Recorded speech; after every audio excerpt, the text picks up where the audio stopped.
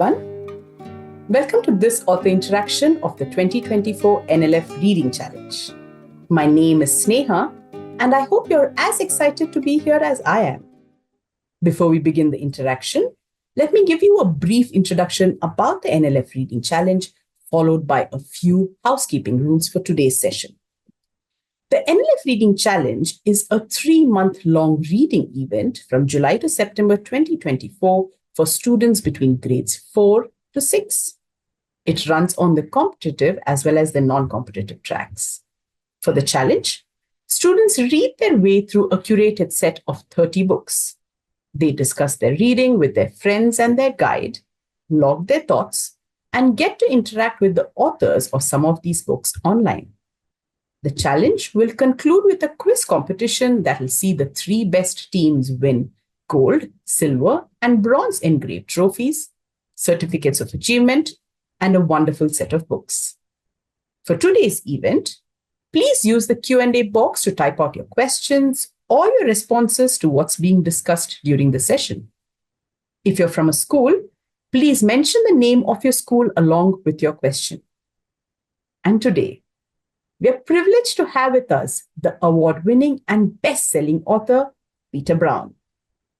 Peter has always loved telling stories. From his first picture book, Flight of the Dodo, Peter's chosen career as an author and illustrator of children's books has never looked back. His books have included bestsellers such as The Curious Garden, Children Make Terrible Pets, and Mr. Tiger Goes Wild.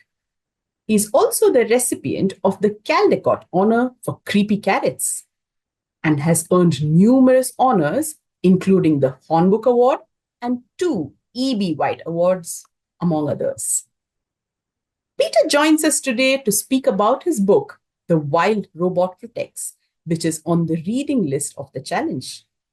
It is the 3rd book in the Wild Robot series in which the robot, Roz, undertakes an unusual ocean journey to save her adopted island home and her loved ones.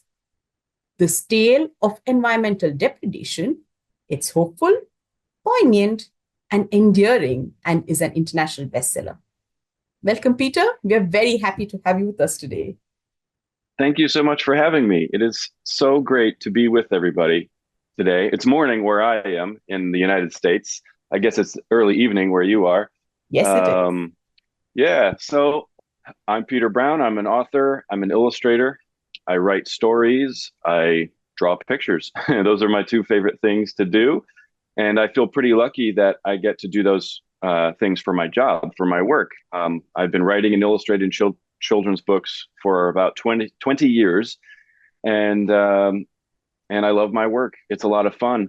You know, a lot of work goes into making children's books. Sometimes it can be a little, you might be surprised because you might pick up a picture book and read it in just a couple of minutes.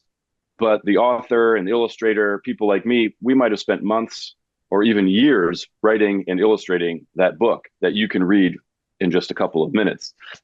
However, sometimes I write books for older readers, and I have a series called The Wild Robot. And I understand that many of you have read some of the Wild Robot series, including the newest book, which is called The Wild, The Wild Robot Protects.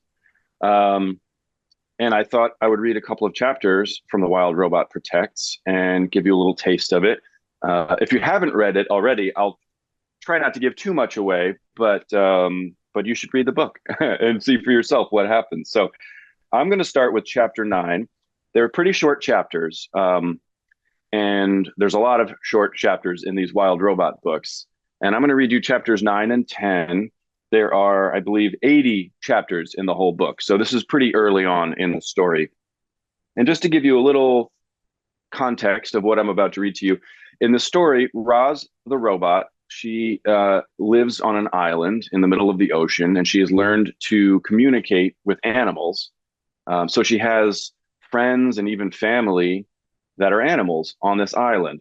And she cares about them, of course, and she cares about her home island. And in the 3rd book, that island is in danger because there's some sort of a mysterious environmental crisis. There's this stuff called the animals call it the poison tide. It's like this poison stuff that's floating through the ocean, and it's surrounding the island where Roz lives with all of those animals. Um, and so they're very worried about it. The poison tide is approaching the island, and everybody's worried about it. And that's where I'm going to begin the story here on chapter 9, which is called The Poison Tide. Chapter 9 of The Wild Robot Protects. Towering above the island was a tall, rugged mountain. Waterfalls cascaded from its ledges. Clumps of wildflowers rustled in the breeze. In places, the mountainside had crumbled, leaving behind sheer cliffs. A vulture emerged from a hollow in the cliffs. She stretched her wide wings and glided off to search for carcasses. Floating on the wind, she rose higher and higher until she spotted something unusual. To the north, it looked like the ocean was gently shimmering in the sunlight, but the sky was full of clouds. That shimmering water could only mean one thing. "The poison tide is here!" screeched the vulture. Animals began hurrying to the northern slopes to see the poison tide for themselves. Reader, you and I might not have noticed that patch of gently shimmering water, but the animals noticed. After all, animals are incredibly sensitive to their environment. They can sense a storm long before it appears, and the poison tide was like an underwater storm sweeping through the ocean. Below the northern slopes, Roz was still hard at work in the shallows. She had spent the whole night out there trying to help every coastal creature get to safety, but she was running out of time. The robot plucked sea stars and sea urchins and sea snails from the water and dropped them into rock pools along the shore. Then she waded back into the shallows to search for more. Behind her, the crowd of island animals started shouting, "I can see the poison tide! Yes, there it is. It's gotten so close." The robot's computer brain contained thousands of different programs, and the most important were her survival instincts. When a wave of poison tide came rolling to shore, her survival instincts blared in her head, urging her to get out of the water. But then she heard something else. Frightened squeaks. In all the confusion, an otter pup had climbed onto a small rock that stood up from the shallows. Now the pup was frozen with fear as the wave of poison tide tumbled toward him. Roz charged over to the young otter as fast as she could go, but beneath the surface, the seabed was covered in slick stones, and she kept sliding and stumbling and slipping. Nervous voices hollered down from the hills, "The poison tide is right there! Hurry up, Roz! Go, Mama, go!" Just before the wave reached the otter, Roz grabbed him and leaped away with all her strength. They arced up from the shallows, over a rocky cove, and landed on the shore. The otter pup ran to his parents. Everyone was happy to see the otter family reunited, but their happiness didn't last long, because when the crowd turned back to the ocean, they saw that the poison tide was spreading through the water and slowly surrounding the island. So that was chapter 9. I'm going to read you chapter 10, which is a little bit shorter. Chapter 10 is called The Changes.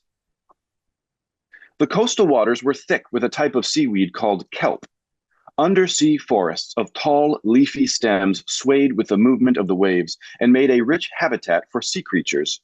But as the poison tide spread along the coast, dead kelp began washing ashore. Crashing waves sent poison sea spray into the air. Wind then carried the spray inland, where it settled on grasses and flowers and trees, turning them gray and brittle. Land animals who lived near the ocean had no choice but to retreat far into the island. The great meadow was overrun by swarms of mice and snakes and frogs. Sea otters invaded streams and ponds, gobbling up freshwater fish and driving out many of the longtime residents. As fish became harder to find, bears were forced to eat nuts and berries, and that forced the deer and the hares and the squirrels to find other sources of food. Seabirds packed into the wetlands, but they soon gave up and flew across the ocean in search of new homes. Other birds followed. With fewer birds to eat the insects, their population exploded, and the sweet sound of birdsong was replaced with the constant buzzing of scaly little wings. More animals were living in a smaller area, which meant less food and water and shelter for everyone. Species that never should have crossed paths were fighting over territory. The sounds of angry voices filled the air. The dawn truce, that beloved tradition, was abandoned because there was so little trust left between the animals. The island had always been a perfectly balanced environment, but the poison tide was more than it could take. And that was chapter 10. Thank you. So as you can see, sure, thank you. As you can tell from those two chapters, life is getting really hard on the island for Roz and the animals. And I think we have maybe some questions that delve into those subjects a little bit more. So I'd be happy to answer some questions. Okay, then. So amidst the many themes running through the Wild Robot books, and one of the most important theme is the idea of home. In the first book, Roz is finding herself a home. In the second book, she escapes to return home. And in this book, The Wild Robot Protects, Roz is trying to protect her home. Interestingly, in all the books, home for Roz is a physical space, the island itself. While she has her friends and, of course, Brightbill on the island, many animals leave the island or pass on, but the island still remains Roz's home. It's very intriguing that while you could have shown home to be the creatures who make Roz feel belonged, you show it as a physical space, which is the island. Can you tell us why you went with the idea of physicality of a home in the Wild Robot series? Yeah, that's a really interesting question. And I spent a lot of time working on these Wild Robot books. I spent a lot of time researching the natural world, right? I was reading about different types of natural environments. I was reading about animals and animal behavior. And for me, the island, the environment and the animals are all sort of part of the same thing, right? Like a lot of us feel separate from the natural world. You know, we look at a forest or a jungle or the ocean as something separate from us. We maybe have a hard time feeling comfortable in some of those wild environments. But for Roz, the environment isn't just the ground and the plants and the rocks. It's the animals too. They're part of that environment. And so I actually think that even though I mostly focus on the island as a physical space, it's a physical space also taken up by animals. And so if the island was not inhabited by any animals at all, I don't think Roz would feel as connected to it. And I don't think she would feel like the island was really her home. What makes it her home is the physical space. She has this computer brain, you know, that remembers everything perfectly. And so she knows like every inch of this island. She has it memorized, literally. She could walk with her eyes closed around the whole island if she wanted to, and she would know where to place her feet blindfolded because she knows it so well. But she also knows the animals so well. And so, you know, she knows the different animal instincts. She knows the migratory birds when they're going to come and go. She knows, you know, which animals hibernate in the winter and disappear for a few months and which ones stay out all winter long. She really knows these animals intimately, and they become part of the environment, the physical space for her. And so, yeah, so I guess that's a long way of saying that I don't think that to her, it's just about the space. It's also about who lives there alongside of her. Thank you for answering that. It clarifies a lot of things for all of us. You've also spoken earlier about the research that goes into your books. In fact, you have written about how you spent several years researching and thinking for The Wild Robot Protects. And the book showcases the interconnectedness of life and the impacts of our changing environment. Can you tell us a bit more about what your research was like for The Wild Robot Protects? And in that same way, Sagarika, a grade 5 student, asks, are there any specific real-world environmental issues that influenced your portrayal of the poison tide?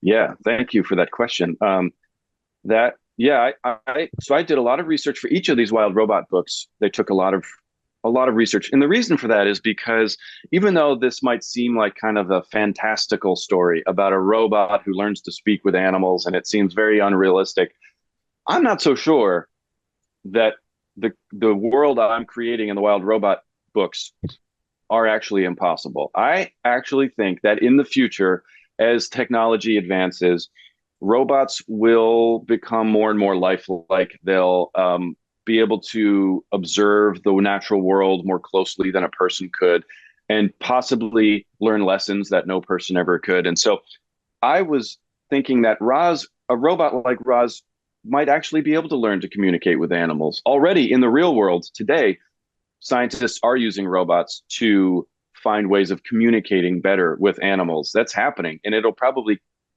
develop more and more. We may never be able to have a conversation with animals the way Roz can, but I do think that we'll end up getting a lot, understanding animals much more, much better over time with the help of technology.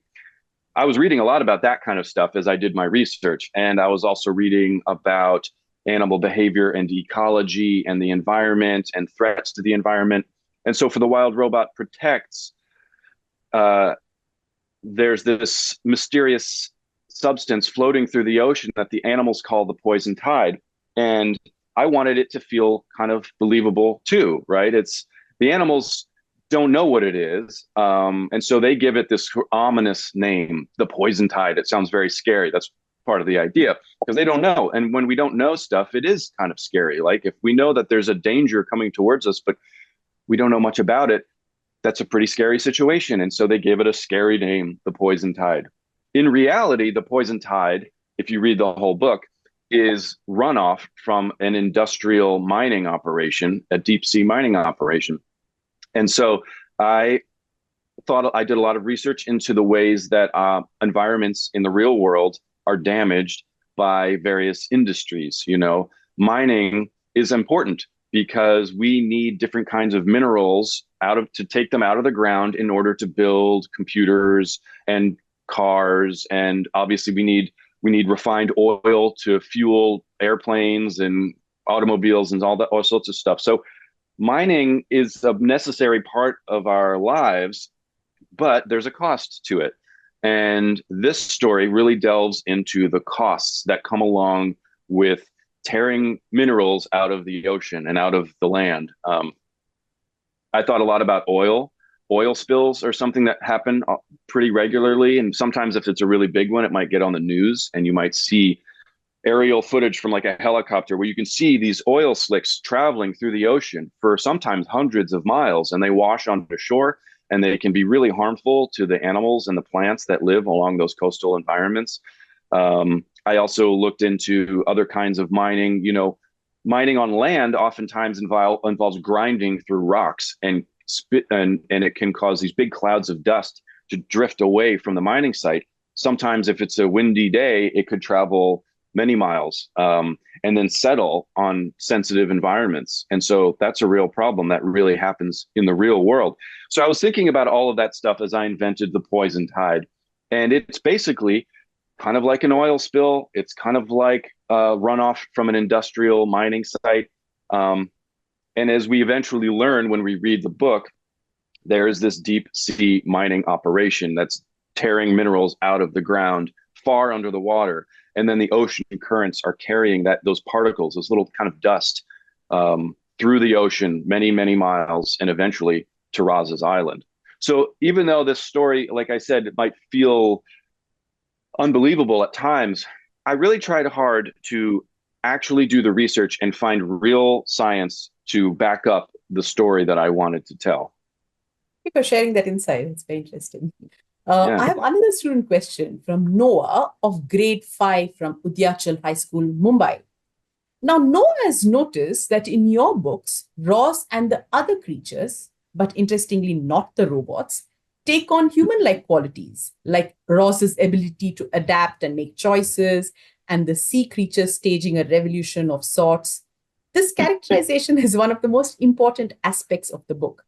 It's reiterated in important scenes in the book. For example, when Ross tells Akiko, "You're just following orders. In a way, you humans are more robotic than I am." Noah is curious about your thought process behind this characterization. Why did you choose to write your characters this way, and in particular, make only Ross human-like and not the other robots? That's a great question, Noah. Thank you for that. I, from the beginning of the creative process, when I began dreaming up this character, Roz the robot, I always knew that she had to be special. She had to be different from other robots. And I wanted her to be a wild robot, right? I wanted her to feel at home in the wilderness and to learn, observing the wilderness closely. She would then learn how to survive there, how to communicate with the animals. That's what makes her special. That's what makes her different. Another lesson that I think she learns throughout her time in the wilderness is the way that is about the interconnectedness of the natural world, right? Now, different animals rely on each other in different ways. Sometimes they're actually doing favors for each other. A lot of times, though, it's that they rely on each other in different. And a beaver, for example, a beaver will build a dam to dam up a stream or a river, and that then turns into a big pond that becomes an environment that a lot of animals can live in comfortably, right? And so a lot of animals come to depend on beavers for creating their home environment. And in similar ways, other animals help each other out.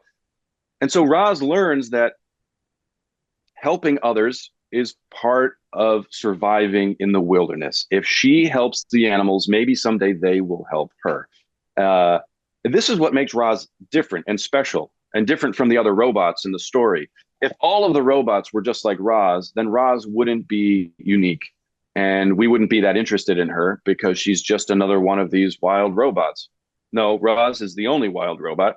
And so she gradually develops more naturalistic characteristics, you might say. She becomes a little more lifelike, a little more like a person in the way that she thinks and she talks, the way she interacts with the animals.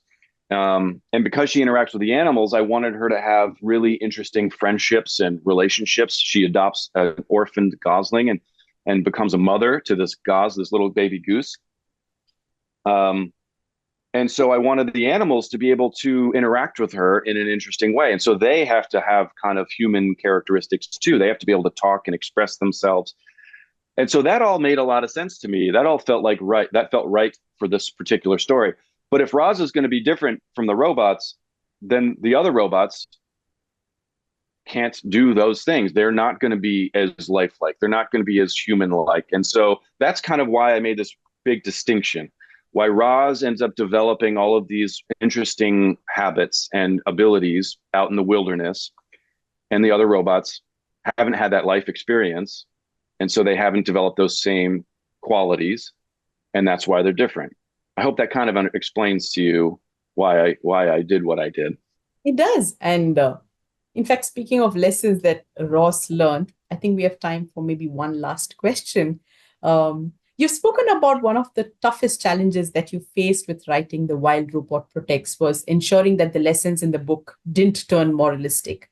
At the same time, as Veer, Meher, and Anandita from the Oasis School Dehradun observe, throughout The Wild Robot Protects, you address us, the readers, directly at different points. To Veer, Meher, and Anandita as readers, it felt like they were with you on the journey as co-travelers. And they were fascinated and felt deeply involved with the story. So going back to finding balance, did you adopt this style of writing on purpose to help impart lessons without being moralistic? Or did it just pop up while you were writing? Well, it's interesting. I thank you for that question. As I was working on the first Wild Robot book, which is just called The Wild Robot, I was working on this story. It's 280 pages, something like that. It's all about Roz, this robot. I started to worry that readers would have a hard time caring about a robot for a whole story. We watch movies and we've read books where there are robots in sort of the background, but this is a book that's all about Roz. And I was a little worried that it was asking a lot of readers to care about this robotic mechanical character for this whole story. So I started thinking of ways that I could make sure readers would care about Roz. And one of the tricks I came up with, I didn't invent this, but I used this technique of talking directly to the reader,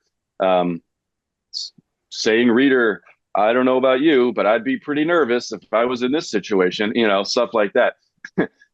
And I thought as soon as I started playing around with that technique, it felt right because it felt like, just like the students said, it felt like they're kind of alongside with me. We're going on this journey together. That's exactly what I wanted to achieve.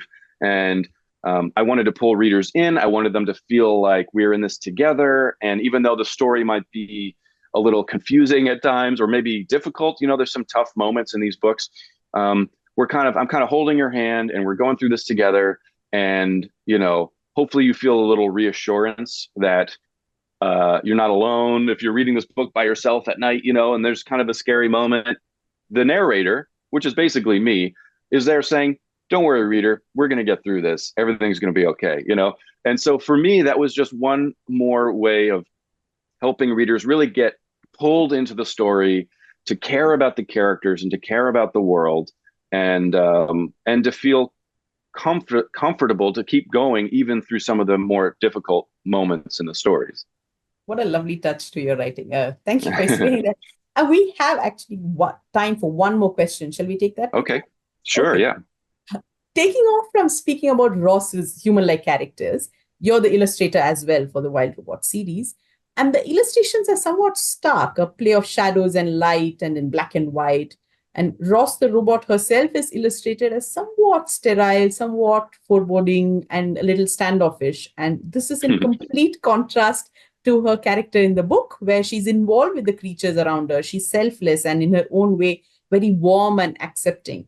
So was this depiction of contrasts on purpose? Where did you draw your inspiration from when you drew Ross as a character? That's a great question. Here's the cover of the book. There's Roz, right? Little Roz in a sort of forested environment. There's water down here. It looks like she's on a coast or an island. We're not exactly sure. When I was developing this cover art for the book, I thought to myself, I want people to take one look at this book cover and to instantly be kind of curious, right? What is this robot doing in the wilderness? That's not where robots belong. And with this title, The Wild Robot, that sounds kind of unexpected. I wanted to grab people right away with this book cover. And so one of the things I thought I needed to do was to design Roz in a way where she looks like a robot, right? Like instantly she looks like a robot. In real life, robots can look like anything. I mean, a real life robot could look like a bumblebee or a dog or a whale. I mean, or a submarine, a crab, you name it. There's all these different kinds of robots that are being developed out in the world. And I decided to make Roz look like this because I wanted readers to immediately understand this is a robot and she's not where she's supposed to be, right? And to do that, I couldn't make Roz look like a crab. If Roz was designed to look like a crab robot, we would be you'd look at that and you'd be like, what is that? I don't quite understand what I'm looking at. It would take a little moment and you might not be curious enough to actually figure it out, right? And so that's why I made Roz a pretty simple looking robot. And then I started getting really interested in the idea of this character who's got this very rich inner life. She's got really interesting thoughts and feelings. She really cares about the animals and the environment around her, but she's sort of trapped in this robotic body. And so even though she's feeling all of this big emotions inside, she's really limited in her ability to express those feelings. And she has to really use words. She has to use her voice and her actions. But she doesn't have great facial expressions. Her body language is pretty good, I think, but like she's limited in how she can express herself. And that forces her to rely on her words and her actions. And so that's part of why Roz ends up developing such a lovely way of speaking with the animals, is because that's basically what she has to count on to connect with them and to really interact with them, are her words. If she had a face like me and she could frown and she could smile and she could do all these different things, she might not need to communicate verbally as well as she ends up communicating in the books. But because of her limitations, it really forces her to go even further and to develop into a really interesting character who's really good at communicating what she's thinking and feeling inside. And to me, that was really interesting, and I thought would help readers connect with her use of words. Absolutely, Peter. Thank you very much for speaking with us today. It's been a pleasure. This was a lot of fun. Thanks for having me. This has been great. It has been amazing today, and we wish you the very best with the animated feature film as well as your future writing. We are looking forward to reading more books from you. Great. Thanks so much. Happy reading, everybody. Take care.